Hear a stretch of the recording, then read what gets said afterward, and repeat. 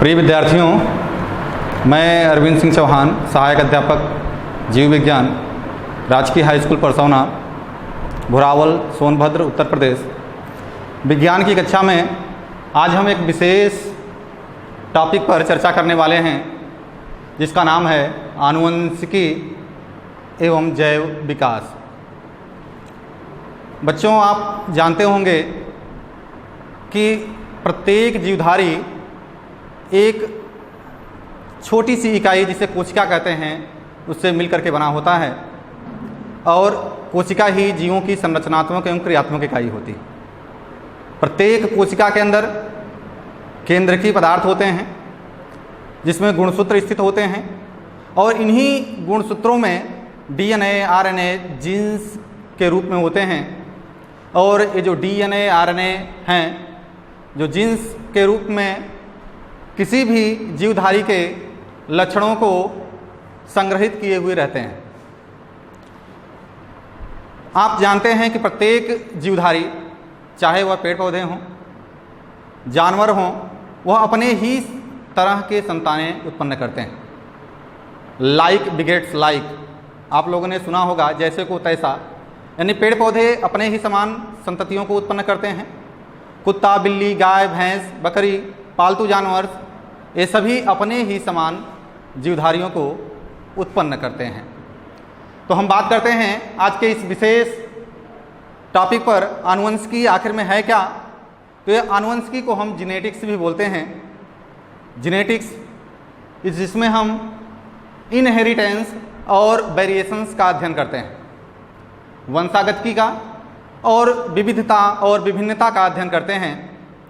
तो बात करते हैं यहाँ पे, आनुवंशिकी एक ऐसा विज्ञान है, विज्ञान की ऐसी शाखा है जिसमें हम वंशागतिकी और विभिन्नताओं का अध्ययन करते हैं।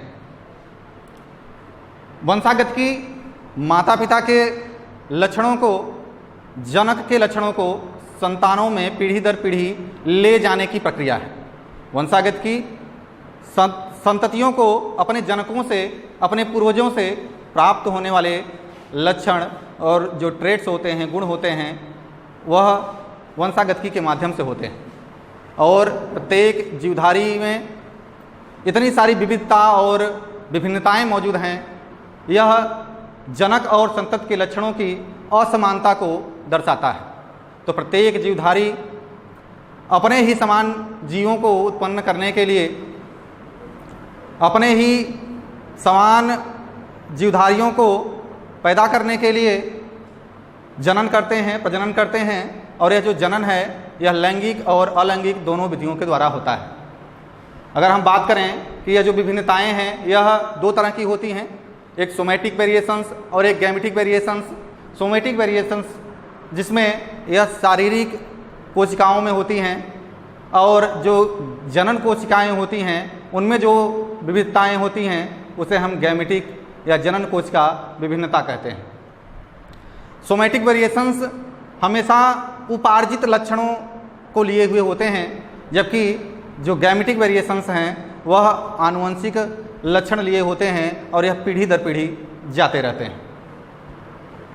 कोशिका विभिन्नताएं कभी भी दूसरी पीढ़ी में स्थानांतरित नहीं होती।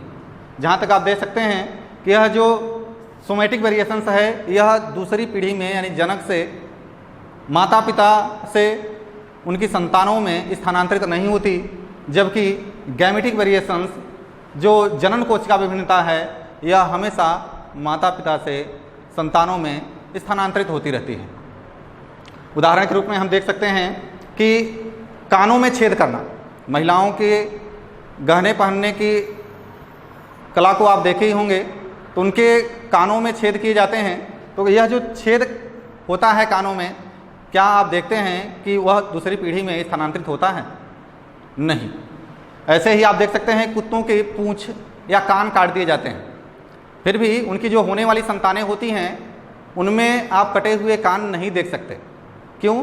क्योंकि यह जो कान काटना और कान छेदन है यह एक उपार्जित लक्षण है जो पीढ़ी दर पीढ़ी स्थानांतरित नहीं होता।